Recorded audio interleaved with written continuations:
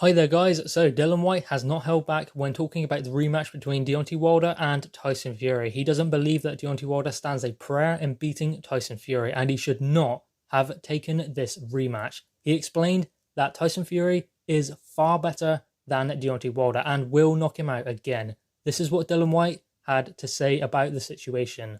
He can't throw a jab, he can't box, his balance is terrible, his neck is too weak and he doesn't hit as hard as everyone says. For him, it's more about timing and speed that allowed him to knock guys out that he did. He's not a devastating puncher like everyone says. You look at his record, he hasn't really knocked anyone out of note. Now you know why the coward ran away from me for so long. I was #1 challenger since 2017, yet he never wanted to fight me and ducked and swerved my rightful shot for 900 days, pathetic, hiding behind the WBC and begged them to allow him to fight anyone but me. I would have destroyed him and he knows it. So there we go, that is Dillian Whyte's assessment of what Deontay Wilder does bad and what Deontay Wilder does good, which was nothing. So Dillian Whyte has pretty much explained that Deontay Wilder does not stand a prayer in the rematch with Tyson Fury, and he has been found out at the top level against a good opponent like Tyson Fury. In fact, not a good opponent, a brilliant opponent. And Tyson Fury exposed him for what he really is, which is a good puncher, fast fighter, but ultimately very limited when it comes to the top. And obviously Tyson Fury is too good and will always be too good for Deontay Wilder. And he proved that in the rematch. Now, Deontay Wilder doesn't do much good. He has a good right hand and he is fast. Good timing, I'd say as well, maybe. But you kind of have to agree with Dillian Whyte. Who has Deontay Wilder knocked out other than Luis Ortiz? And how good really was Luis Ortiz? How good was his punch resistance? Because he's never really fought anyone. Bryant Jennings is the best name on Luis Ortiz's record.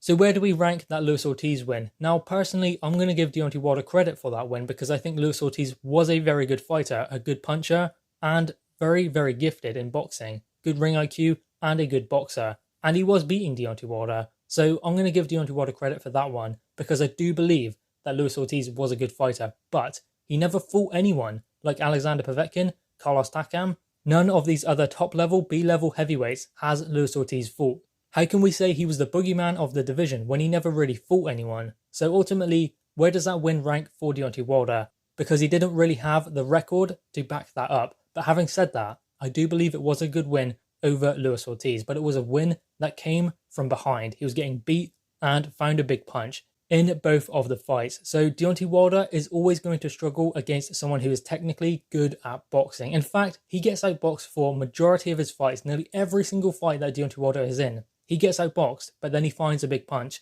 And how big is that punch? Because at the top level against Tyson Fury, it failed him. I mean, I know he dropped Tyson Fury twice in the first fight, but Tyson Fury fought Deontay Wilder 6 months after his comeback against Sefer Seferi.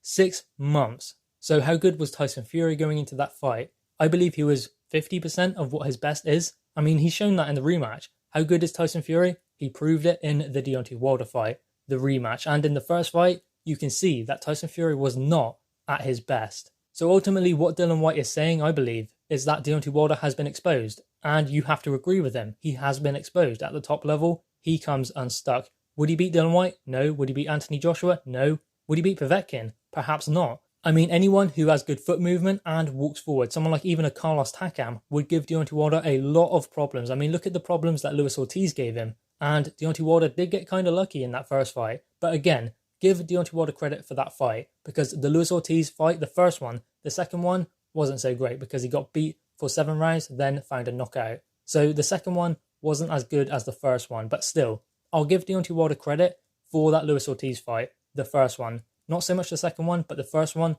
was a good fight, entertaining, and Deontay Wilder done what he needed to do. But other than that, who else has he knocked out? Who else has he beat on his record? Bermane Stiverne?